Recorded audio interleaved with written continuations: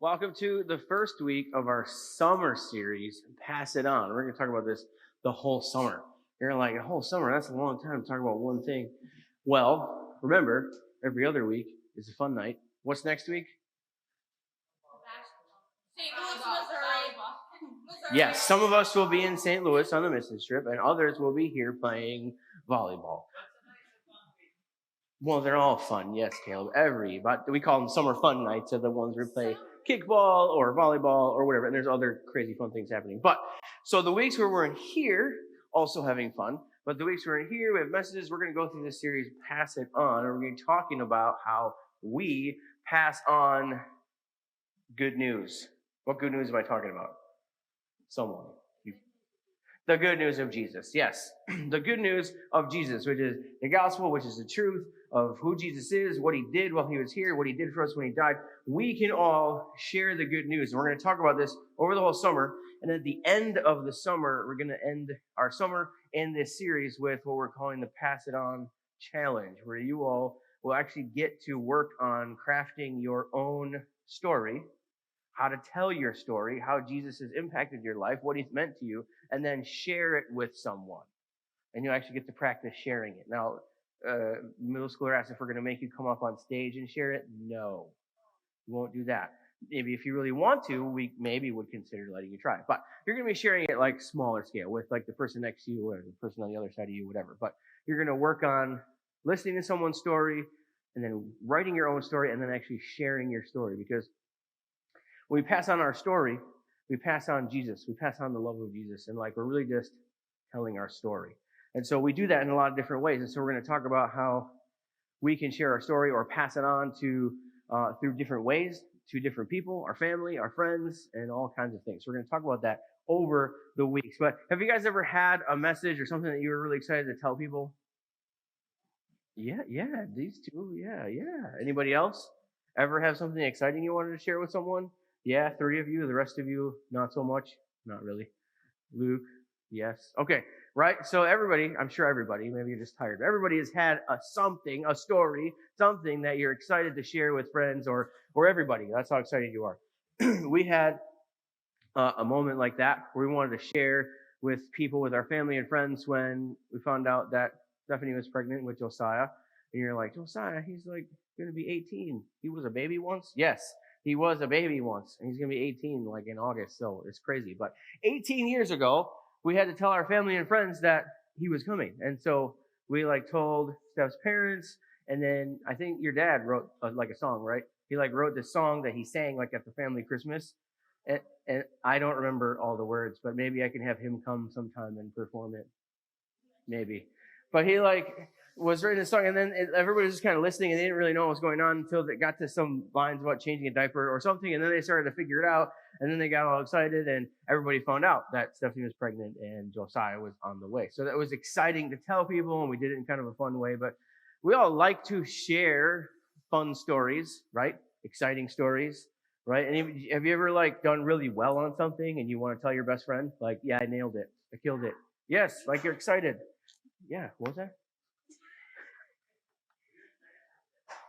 I was also excited for Sydney.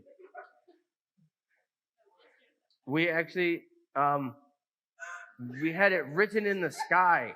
We had a skywriter come and write it. We didn't do that. But we did tell family and friends, and we were just as excited. Just Grandpa didn't write a song for you. So really, you should take this up with Grandpa, not me. Good. Well, I'll let you continue that. You can continue that conversation somewhere else. But sometimes we don't just pass on words, right? Or sometimes we do it through our actions. And so let's take a look at this clip of this pizza place that is passing on some good news to people in a unique way. You can run a successful business these days and still get back to the community. Looking around, we've got a lot of posters on the wall. We let our customers pre-purchase slices of pizza that we can give to homeless people. So they pay $1, and instead of getting another slice of pizza, they put a post-it on their wall, and then a homeless person comes in, takes the post-it off the wall, and trades it in for a slice of pizza. It's good for business, and it's good for society.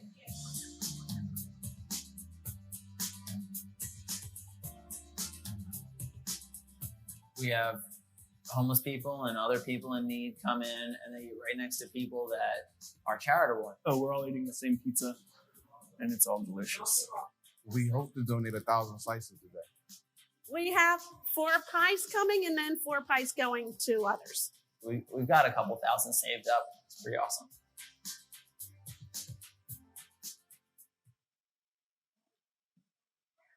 So this pizza place, their popularity, their business has taken off. Like you said, it's good for business, but it's also good for society. Now, it's taken off and it's gone well because of the pass it on mentality that they've built, this culture of passing on something good. Now, they've developed influence in their community through what they're doing, not just because of the pizza, but because of the kindness that they're passing on. And so you guys probably don't have to worry very often about where your next meal is coming from, right? You're hungry, you go to the kitchen and there's food. Not everybody has that. And so this place decided, let's find a way to feed those who don't have access to food, who don't know if they're going to have food to eat that night or that day. And they can just walk into that place and they can have food for them, for their family, whatever is in need. And like, it's simple. It's pizza, right? But it's food for someone. It is good news for someone who doesn't have access to regular food, right? And so this is a good thing that they're doing. And they've built influence in that community from it. Now, who is an influencer that you know of that has used their influence to improve the world or doing good for the world? Can you think of anybody? Elon Musk. Who else? Anybody else? Stephen Curry. Aaron Rodgers. Mr. Beast. What have these people done? Spent money. Yeah? How have they used their influence to improve the world or better people's lives? Give people things and money. Giannis. What has Giannis done? He gives back to the community. He gives back to the community, right? So you can say there's all these influencers, right? And you hear the word influencer, you immediately think of like social media, online, right? YouTube, all these people, right? And they have influence and they use it to do various things, right? Yes, they do gain fame and probably money from it, but there's a lot of them that are doing good things and using their influence to impact the world in a positive way. Now, you probably don't own your own pizzeria. Anybody own a pizzeria in here? No. You probably don't have like 1 million followers on Twitch or Instagram, right? Does anybody have 1 million followers on anything? Any Snapchat, any Instagram, any other? No? 1 million? Any? 1 million? No, I didn't think so. I got banned. I'll talk about that. Talk about that another time. But you might not be. We'll deal with Annie's TikTok later. You might not even be one of the most well-known people in your school. But the reality is you still have influence and you still have something to share. And you have something more to share than pizza or fame or even money. You have something much more powerful. Yes, Annie, Jesus. You have Jesus to share. And this is what we're talking about. Actually sharing something that has an eternal impact on the world. The only thing that has an actual ability to change the world that we live in. We can do good. We can share money and it fixes things temporarily, right? Feeding someone fixes a problem right then and there. Those are good things. Jesus is a perfect solution to a broken world and we need to share him whenever we can. Now, when we talk about sharing Jesus, right? If I tell you guys this week, you're going to go out and you're going to tell 100 people about Jesus. Who's really excited about that? We actually are. Right? But it's like a little scary, right? They're like, I can't go and talk to people about Jesus. I don't know how to do that. Well, what we're talking about is how you can actually do that in a lot of different ways. You don't have to memorize the entire Bible. You don't have to know all of Jesus' miracles and stories to be able to go out and tell people about Jesus. Oftentimes, it's as simple as living your life and telling your story and how Jesus has impacted you. And so, for example, those of you who will be going to St. Louis on the mission trip, you're going to work with people and you're going to serve them. And they might know, like, why are you here? Why are you giving up your summer to come help us in this community? Well, you can tell them, well, I'm coming with my church youth group and we're coming here to help you with whatever you need help with. Okay, why? Well, because that's what Jesus did. That's what Jesus did when he was here. He helped people, right? And it's just that simple, guys. In that moment, you have shared Jesus with someone. It doesn't have to be this big, scary thing. Okay, we're talking about passing on the good news of Jesus, the gospel of Jesus, which is that he came to this earth, he lived a perfect life, and he chose to die for each and every one of us so that we could have an eternal life with our Creator, with our Father in heaven. Jesus did that for us, and that's the good news that he wants us to share with everyone. And so we're going to look today in Acts chapter 9. You can open up your Bibles to Acts 9. You should all have Bible on your phone by now. If you don't, you should get it because it's really easy to do. You guys know how to download apps. Get the Bible on your phone and you have it always. Acts chapter 9, verse 36 through 43. First of all, does anybody know who wrote the book of Acts? Anybody who wasn't in middle school know who wrote the book of Acts? Luke. Yes. Who is Luke? Tell me something about Luke. He was the doctor. Yes, and he was one of Jesus' disciples, one of his closest followers, right? So Luke wrote the book of Luke, which is the story of Jesus. He talks about Jesus and his life and his ministry. And the book of Acts, he wrote about the people of Jesus who then went into the world and shared who Jesus was and is and what he's still doing and his resurrection and the power that he still has, right? The teachings of Jesus. And so Acts, he writes this, and he was a doctor. Someone said that. He was a doctor, and so he wrote things in a certain way, but he was very methodical in his approach to record accurately the events that happened because he was trying to fight against false teachings and these false rumors and narratives that were coming about who Jesus was and what he did. He wanted people to know who Jesus truly was and what he stood for. So he wrote Acts. In the book of Acts, where we meet someone named Tabitha, and we're going to read a little bit about Tabitha here. In Joppa, there was a disciple named Tabitha. In Greek, her name is Dorcas, which I always thought was an unfortunate name for someone. Now, in my day, when you called someone a dork or Dorcas, that was like an insult. Does anybody still say dork?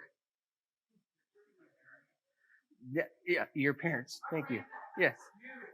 Yeah, me. So I actually at one point did call people a Dorcas when I was like in year grade. And so like, it was like an insult. Now it's an unfortunate name, but whatever. It's Greek. So it doesn't mean the same thing.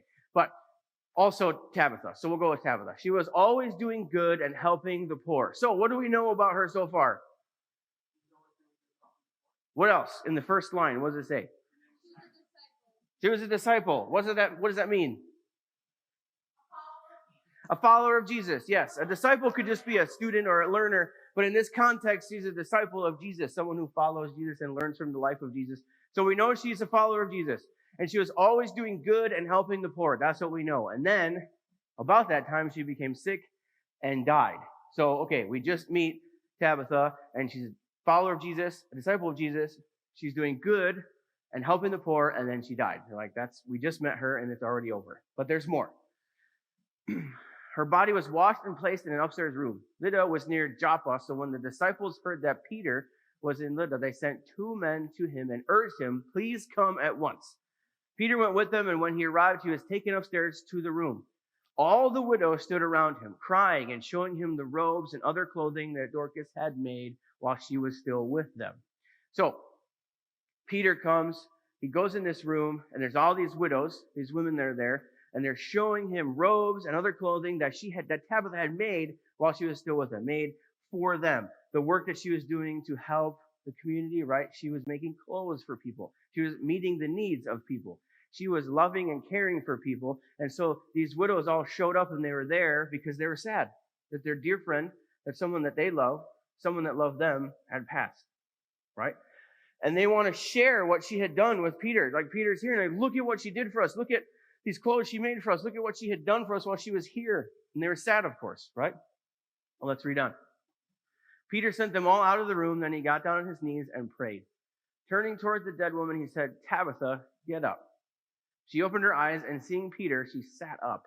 He took her by the hand and helped her to her feet. Then he called for the believers, especially the widows, and presented her to them alive. This became known all over Joppa, and many people believed in the Lord. Okay. So Peter, who's a disciple, a follower of Jesus, who, because of his faith in who Jesus is, walks with the authority and power of Jesus. And so Peter, this is the guy that walked on the water, by the way. Okay. So he went out and he does this, another miracle. He brings Tabitha back from the dead. And he said, like she was sleeping. He says, open your eyes, just get up. And then she did. And he did that through the power of Jesus. But He gets up and then he called for the believers, especially the widows. Why do you think especially the widows? Because what? Because there was a connection, a relationship. There was a work that Tabitha had started in her life that had impacted these women in such a way that they were there. And they were showing off what she had done to Peter. Like, look at who this woman was. She's amazing. She's incredible. And I'm heartbroken. And so he says he presented her to the believers, right? He called the believers, but especially the widows. He wanted to make sure that they knew what had been done, what God had just done, that she was back and she was alive. Now, maybe you know this, maybe you don't. But back in this time, it was extremely difficult to be a widow. It's not this way now. A woman can have a fully successful life and live without having to have a man, right? But in that day, if you didn't have a man, or if you were married and then lost your husband or your husband left you, you were in a very difficult position. You were basically forgotten and rejected from society. Nobody really cared or took care of you, which is why Jesus talked often about orphans and widows, because he knew that those were people that were often cast aside and forgotten. And so Tabitha, being a disciple of Jesus, loved these women like Jesus would have if he was there.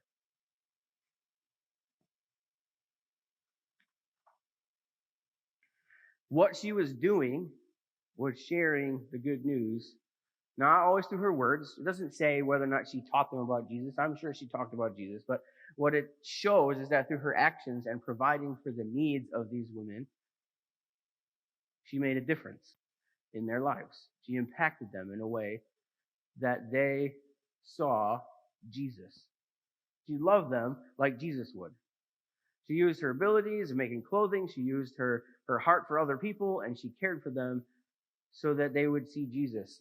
And it says, this became known all over Joppa, and many people believed in the Lord through the work that she did, through the way she lived her life and the way she cared for these women.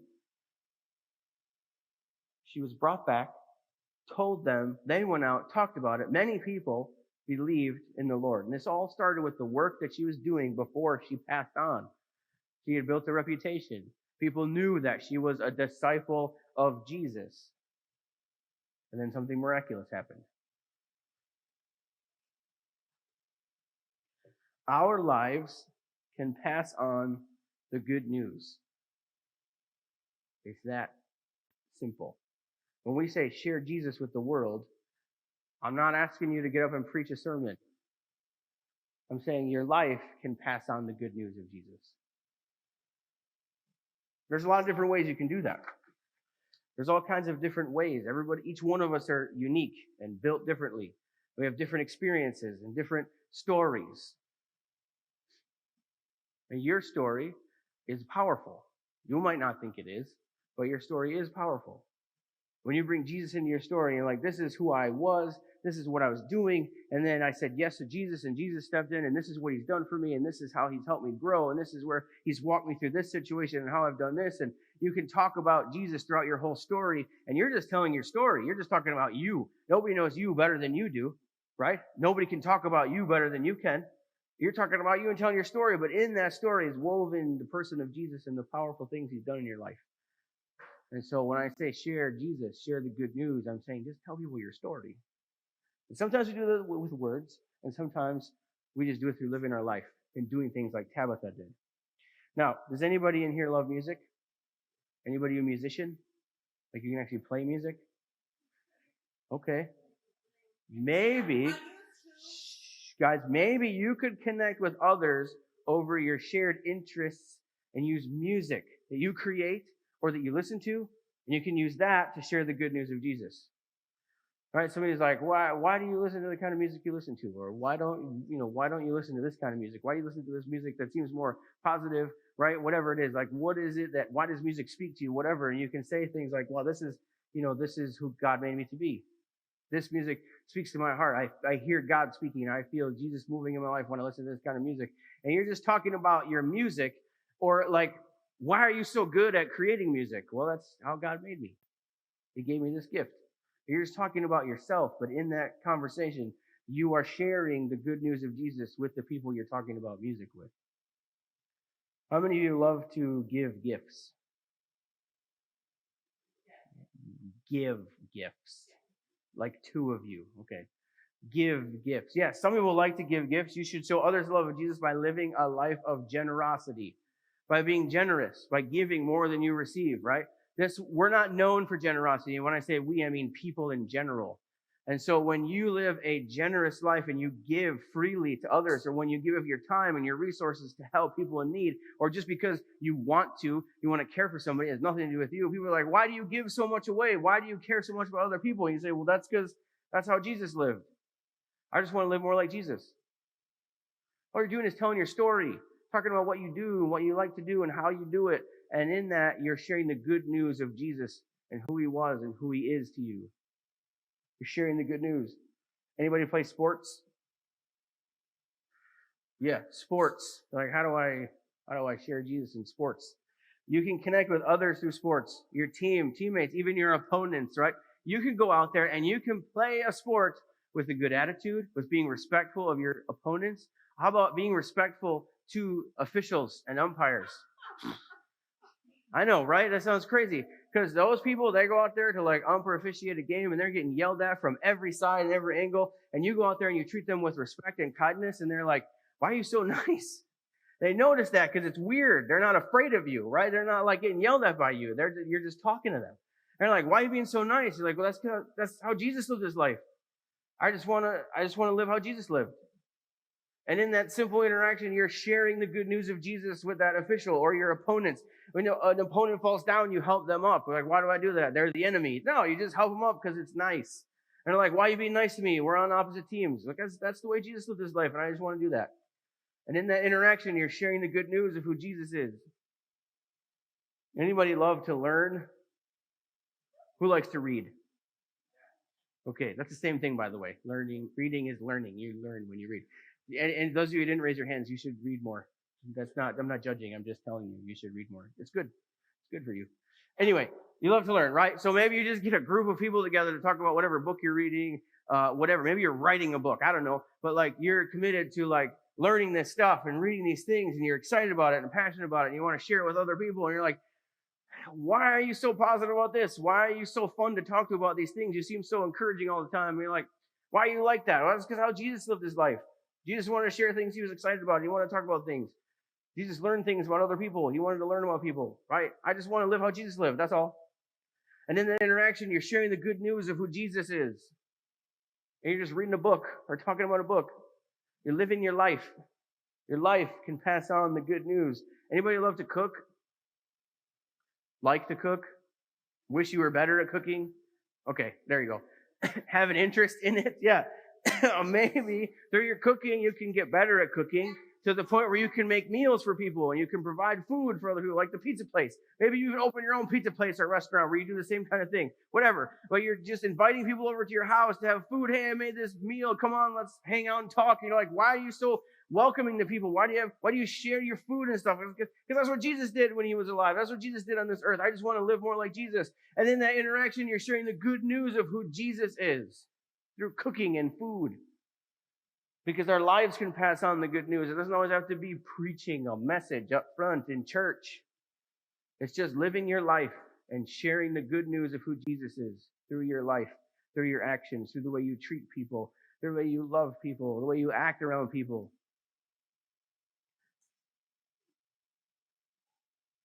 Passing on the good news of Jesus shouldn't be like a one-time thing. It should be part of your everyday life. If you have said yes to Jesus and Jesus has had a profound impact on your life and you feel the difference in your life because Jesus is with you, and then you look at your friends and your family members who struggle through things without Jesus, why would you not want to share the good news of Jesus with them? Why would you not? That's not even to talk about the eternal impact of having a life with Jesus, right? Being reunited with our Creator, our Father in heaven for all of eternity. Why would you not want to share that good news with your friends and your family members? And honestly, even strangers. Why would you not want to? And so if you're someone who has said yes to Jesus, you have a relationship with Jesus, you've felt him working in your life, and you are grateful for the things that he's done, and you've never invited a friend to come to this place to hear about Jesus, why not? Or you've never invited them to come to church with you on the weekend. Why not? Why not? If it's good news to you, it should be worth sharing with everyone. So if you consider it good news and you don't feel like you should share it with anyone, you should ask yourself why. Why do I not want to share this with everyone? Maybe it's because you're scared, or you think it's a bigger thing than it is. You think you have to be prepared to do it, you have to do it in a certain way. That's not the case. We've said your life can pass on the good news. Part of your life is coming here on Wednesday nights. Part of your life is hanging out with your friends here, talking in small groups, listening to messages like this, worshiping before, playing weird games like tongue twister things, right? Yes, but it's part of your life, and so you share that with the people you care about because you want them to also know and experience and accept the good news that you have. I've got some cards. Can I get a couple of leaders to hand out the cards on the back table and pens? You're going to take this to your small group, and what I want you to do is over this week and the coming weeks, throughout the whole summer, I want you to be thinking about who can I share the good news with? What needs can I meet of those around me? I know every day you see people that are hurting and suffering and people who don't have what they need. You have the ability to meet some of those needs. You have the ability to provide for people like Tabitha did by making clothes.